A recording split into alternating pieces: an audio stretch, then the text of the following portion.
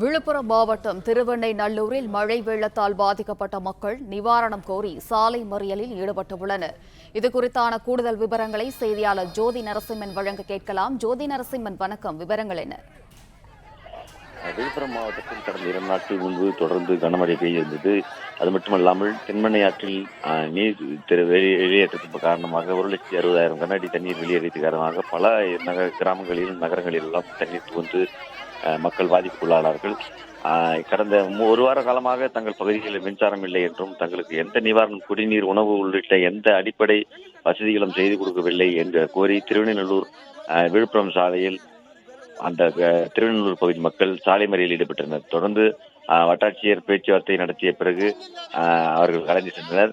ஆனாலும் கூட தங்களுக்கு நிவாரணம் வழங்க வேண்டும் என்கிற கோரிக்கையை முற்றாக வைத்துதான் கிட்டத்தட்ட 1 மணி நேரத்துக்கு மேலாக இந்த சாலை மறியல் நடைபெற்றது. இந்த சாலை மறியலால் விழுப்புரம், திருவெண்ணூர், அரசூர் ஆகிய பகுதிகளுக்கு செல்லக்கூடிய பேருந்துகள், போக்குவரத்து நெரிசலால் நிறுத்தப்பட்டன. தொடர்ந்து தங்களுக்கு நிவாரணம் வழங்க வேண்டும் என்ற கோரிக்கையை முன்னிறுத்திதான் இந்த சாலை மறியல் நடத்தப்பட்டதாக அந்த மக்கள் தெரிவிக்கிறார்கள்.